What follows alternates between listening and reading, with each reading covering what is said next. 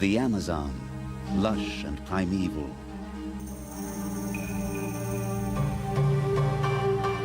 For centuries, men have come here seeking treasure, the fabled El Dorado. But what they have found, what they have created, is something altogether different.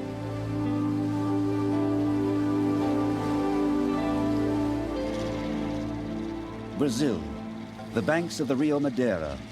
This river runs heavy with gold. The men here are known as garimpeiros, the gold seekers. Knee-deep in mud, they are dreaming a great dream, the dream of untold riches. But the gold will exact a terrible price. In their obsession to carve a treasure out of the mud, the men are driven to sacrifice anything, their lives, their health, the rainforest itself. They are hard men in a hard land. And here in this tropical hell they have made is the gold rush of our time.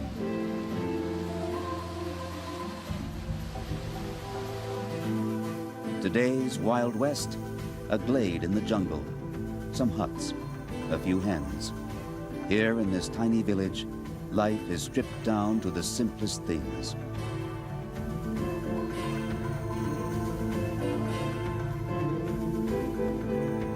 And in the middle, Hans Hofmann. A well-to-do farmer's son from Austria, Hofmann gave up his comfortable life to travel halfway around the world. The spirit of adventure took him to Brazil.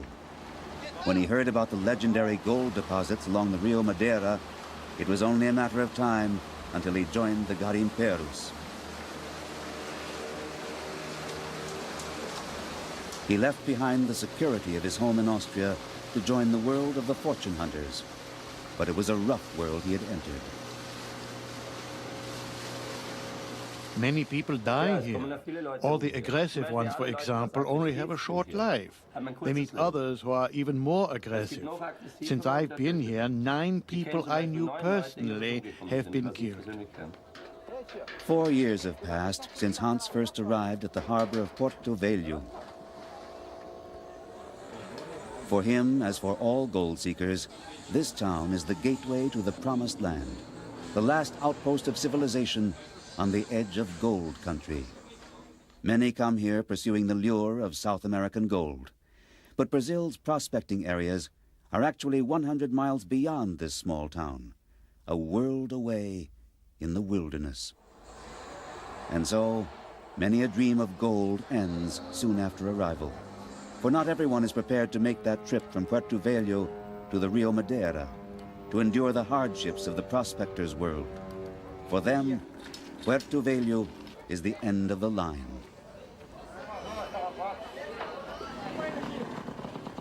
Those who stay have become the other half of the gold culture, the merchant half, the ones who run the small stores and bars which outfit the prospectors of the Rio Madeira with their supplies.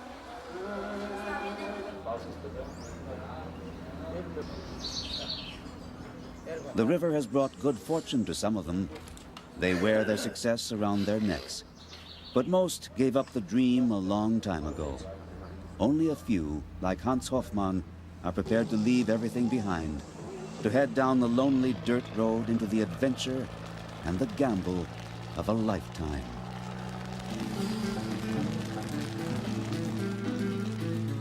"100 miles from Porto Velho is a world beyond civilization. A world which functions according to its own law, quite literally, the law of the jungle. Here, anyone in need of grazing land simply burns down the trees. Anyone seeking new prospecting sites moves on, leaving their scrap metal behind. There are no policemen here, no regulations.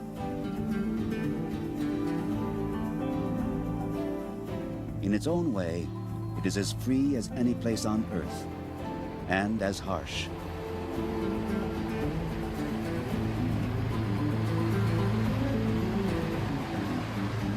This is the Rio Madeira, home to Hans Hofmann and the Garimperos.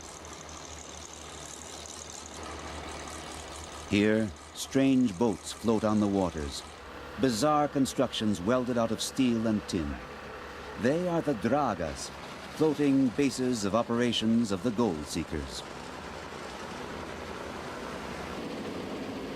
The draga is workplace, tool, and home. It is the prospector's most valuable possession.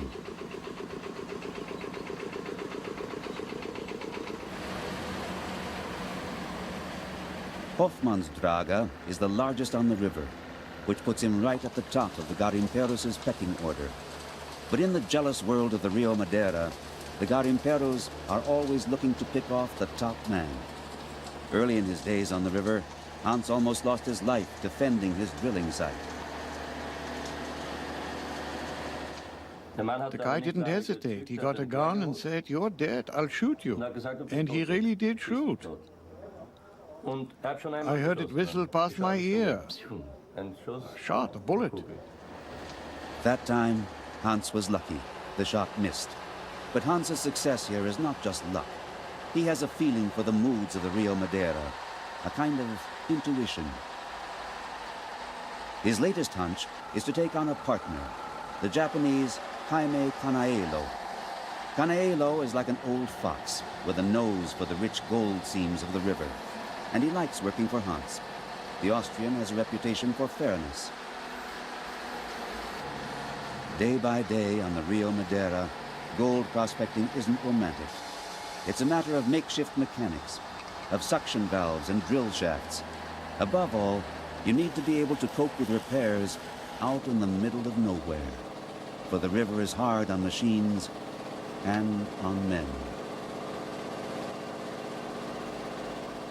And many more fail here than ever strike it rich.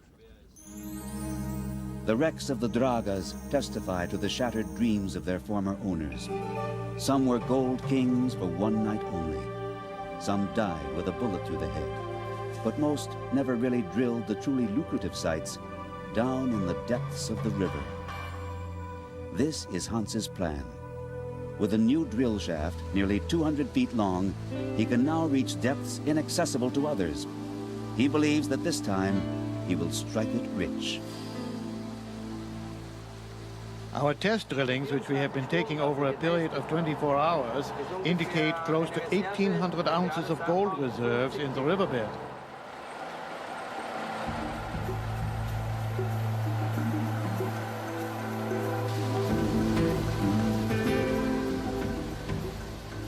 Over the next 2 weeks, Hans's men will work with great concentration.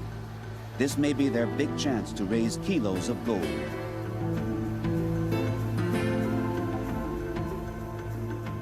The engines run round the clock, day and night.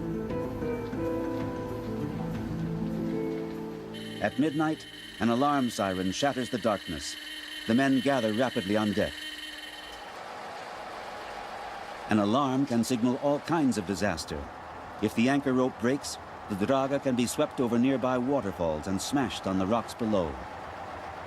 This time, the problem is less dangerous, but annoying all the same. A piece of driftwood sucked into the pump has jammed the machinery. There is so much wood floating on the Rio Madeira, it frequently stops the engines. As the men work, they are hounded by mosquitoes.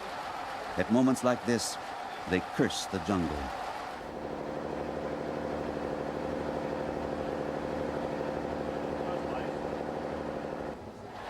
Still, when the machines are working again, troubles are forgotten. The drill does seem to have uncovered a rich gold seam. With every passing hour, Hans and the men check the murky water that flows through their equipment.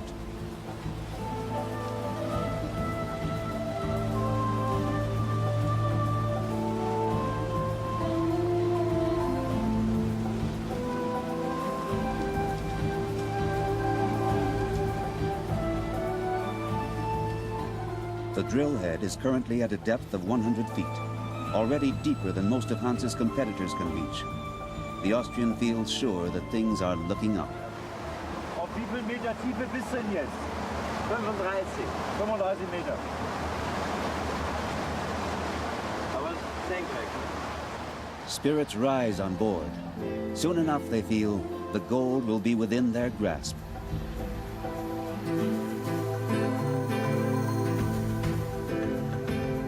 As the night shift continues, the day workers take a break at one of the modest pleasure palaces along the river, where the spirit of the Wild West still reigns. You don't need an ID here. There are no laws here. So there are a lot of lawless people here who are very dangerous. Die was so relativ gefährlich sind, ja. Aber ich selber bin nicht bewaffnet, weil ich denke... I don't carry a gun myself because I think I live more dangerously when I'm armed than when I'm not. In this man's world, most of the women are prostitutes. Often the prospectors will spend hundreds of dollars earned over the weeks just for a few moments of pleasure. But tonight, business isn't good.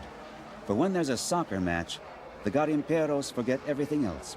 Sex, money, loneliness, malaria. All the dangers and the hardships of their lives are forgotten while the ball rolls. Forgotten until they leave the bar and return to the dragas.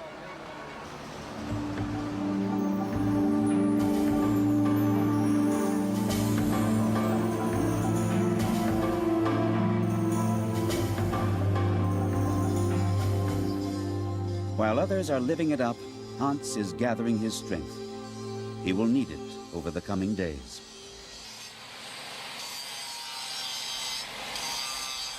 Unseen by the men, a snake has slithered onto the Draga. The river is infested with venomous creatures. Hans doesn't know how poisonous this one is. But quietly, efficiently, he takes care of it. Don't let anything disturb the working morale. That's the motto of river veterans like Hans and Jaime.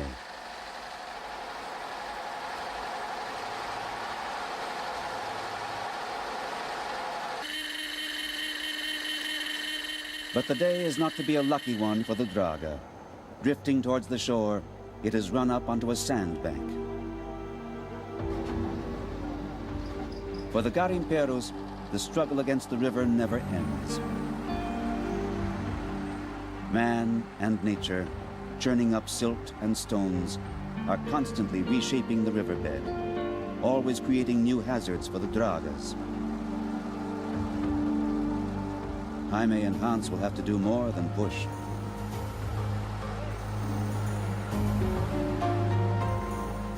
Hans is depending on the old-timer. Nobody knows the river as well as he does. No real work can be done until he finds a way out of this muddy trap. Hans is worried. Every hour of lost time means money down the drain. And if the Draga is damaged or lost, his life as a prospector will be through.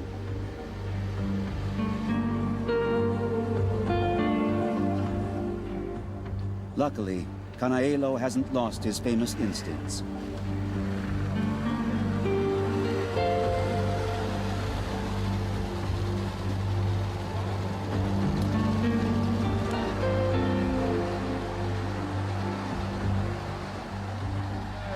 We have pushed the Draga out of the bank zone.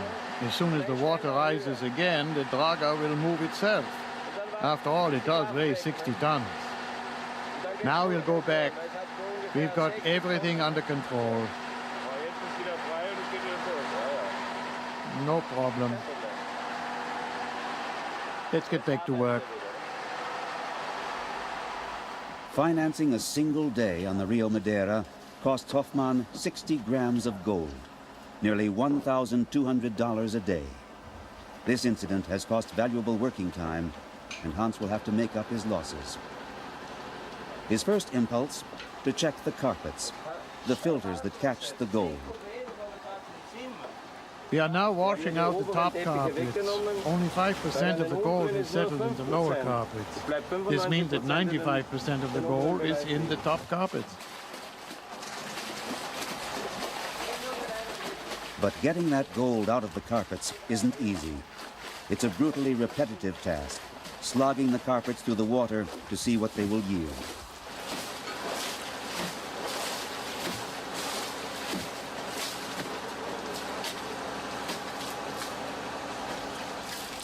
And then it's time to test the water.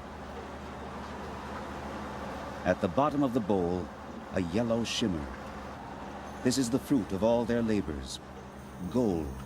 Not huge nuggets, but a fine layer of dust. This is the way the garimperos recover their riches, speck by speck. It is exhausting, back-breaking labor.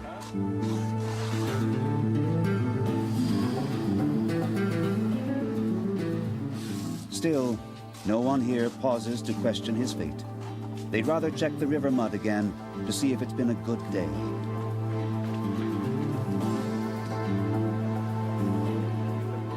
The thick yellow-brown sludge may contain any percentage of gold.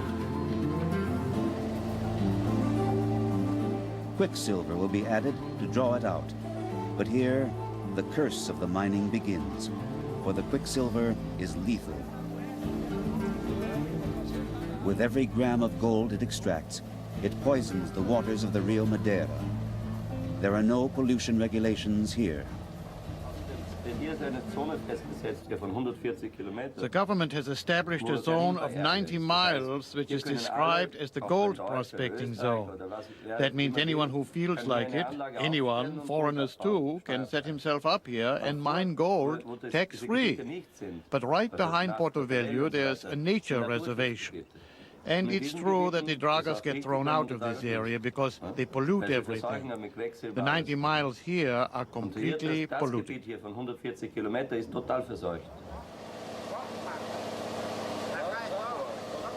Not so long ago, Hans decided to do something about the pollution. He invented a device to recycle the quicksilver, to filter it out of the water that goes back into the river. The gold in Hans's bowl does not glitter at nature's expense. Still, few other garimperos are so concerned. And in a way, even Hans isn't worried. The river is completely polluted, but a lot of water flows through the river, and the pollution settles down below in the silt, not up in the water. I drink the water myself.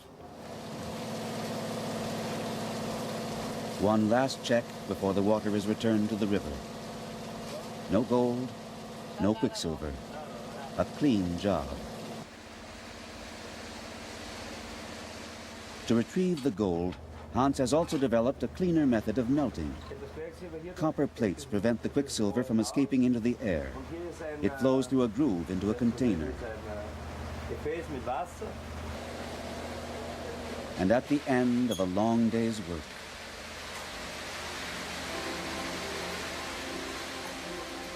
this little patty, worth $1,000.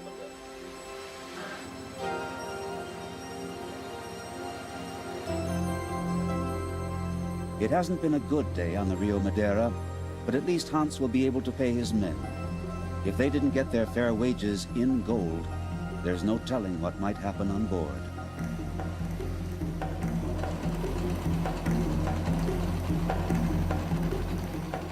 But compared to some on the dragas nearby, Hans's men have it easy. These makeshift operations have no drills, no filters. They send down divers to scrape the gold off the riverbeds with primitive suction pipes. Even the zippers don't work.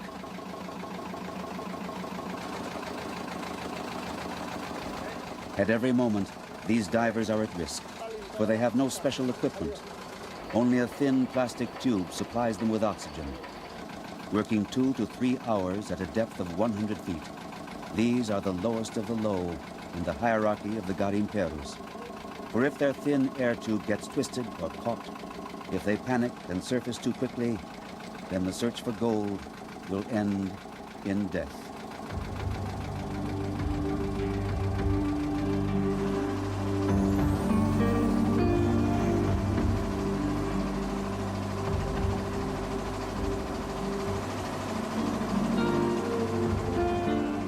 times when almost every day here saw casualties among the inexperienced divers.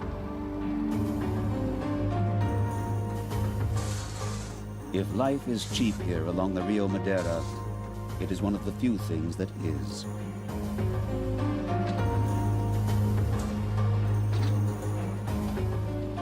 The draga must be constantly restocked with gas and diesel fuel, and food for the garimperos.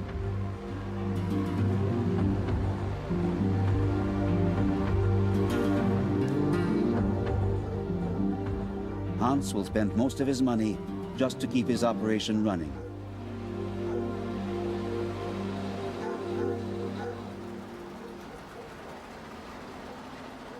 A floating supermarket provides him with the essentials and more. After all, 8 hard-working prospectors can consume a lot of food. Sometimes it seems he spends all of his spare time shopping.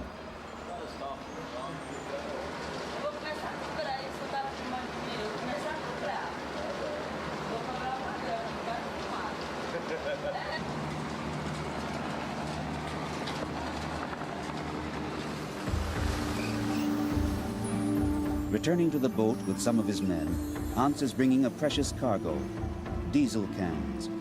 The machinery consumes vast quantities of fuel. The generators on the draga run round the clock.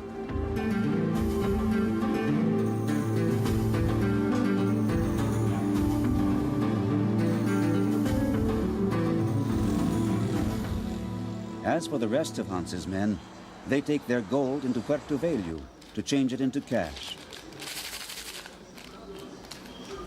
The gold trade is flourishing here in Puerto Velho. It's only 100 miles from the long hours and the perils of the Rio Madeira, but it seems another world. Here, they're only interested in the end product, the gold. Still, there is danger here too, for when the foundryman separates the quicksilver from the gold, neither he nor his client are protected against the poisonous fumes. The garimperos die, if not with a bullet through the head, then of cancer of the lungs or kidneys. All for this tiny lump of gold, 15 ounces, worth about $6,000.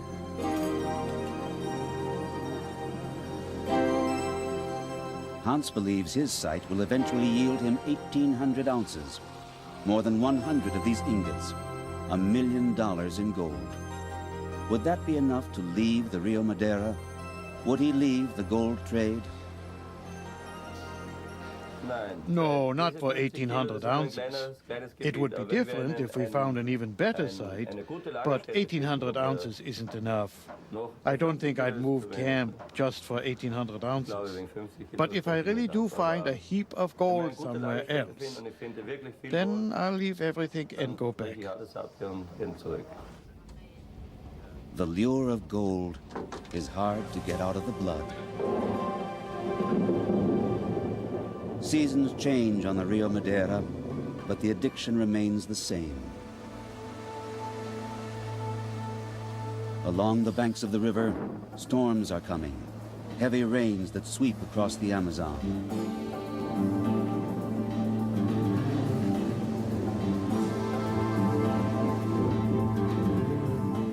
For most of the dragas, the rainy season is a dead time. The water rises too high, and the drill shafts can no longer reach the riverbed. But for Hans, the higher water level simply means fewer competitors.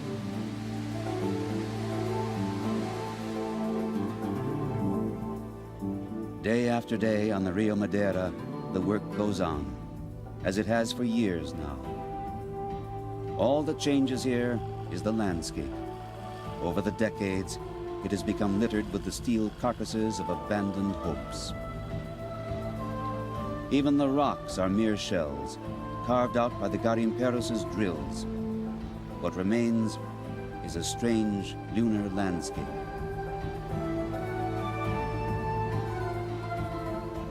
And yet, as nature is diminished, as people die or are driven away, only one thing does not disappear: the gold fever.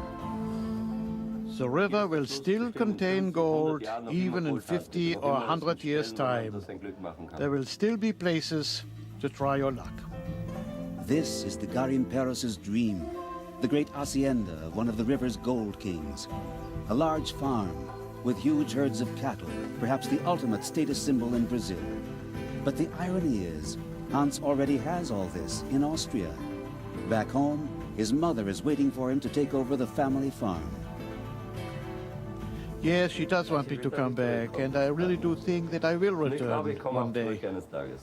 But for now, he is still enthralled to the gold fever, for it is the greatest game of chance in the world.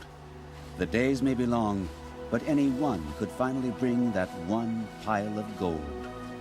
Until then, Hans won't curse the Rio Madeira. He'll just go out day by day and try his luck again.